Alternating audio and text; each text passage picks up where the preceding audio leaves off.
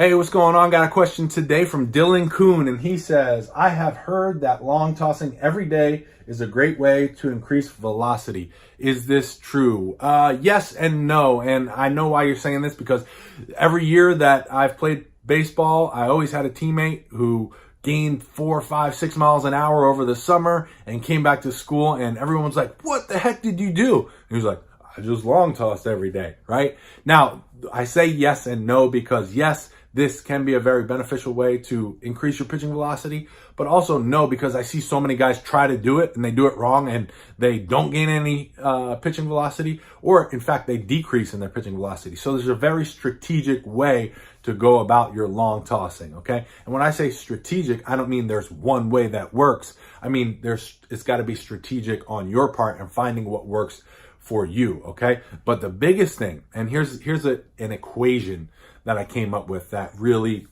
helps guys put it into perspective and the way that you should really focus on it.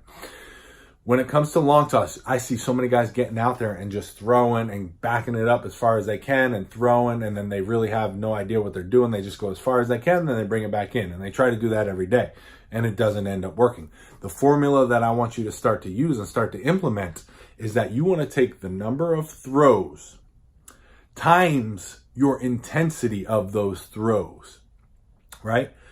And then whatever that equals, you want to progress that number over time, right? So the reason why I say the intensity of the throws, because that's where the magic is at. You can get out, I could throw, and you know, they say for long toss, like the extreme long toss, that's what you're doing. You're forcing the intensity out of your throws, because if you have to throw the ball, 300 feet, you have to be max effort. So you have to have all full intensity. I get that. I understand that. But I can have the same intensity throwing, 45 feet, 60 feet, 90 feet, the same exact intensity as I do throwing 300. In fact, for me, long toss was never 300 feet. I would go to like 120, 150, 180 at the most. And that was efficient for me because I didn't want to lose any movement on my ball, any sink on my ball. I had very good sink on my fastball, and I didn't want to try to flatten that out just to get the 300 feet and do long toss every day. So for me, I like to keep it a little bit shorter, but understand the intensity behind the throws that I'm putting in, right? Because again, if you take a typical guy, who goes out there, tries to do long toss every single day, he gets out there, builds it up to, 300 feet, and he gets in maybe 3, 4, 5 throws, maybe at the max distance where he's airing it out. And then he starts bringing it back in and doing pull downs. That's cool, but guess what? You only had 3, 4, or 5 throws at max effort.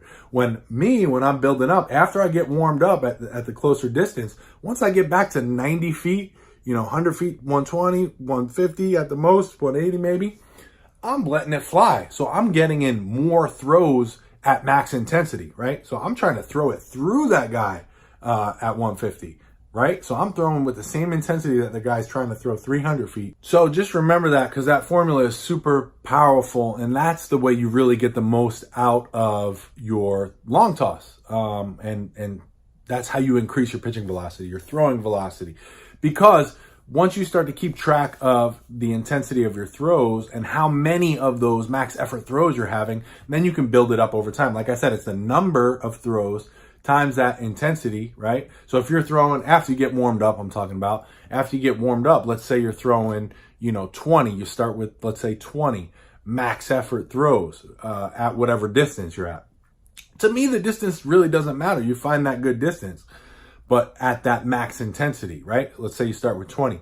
Then maybe you stay at 20 for the first week. See how your arm feels. If it feels good, maybe bump it up to 25 the next week. Bump it up to 30 the next week after that. 35. You see what I'm getting at? But you have to understand how many throws at max effort did you make. And then you have to just pay attention to your arm, because you're not going to feel great every single day, right? So if you're hurt, tired, sore, or tight, you want to take it easy that day, okay? Just play catch.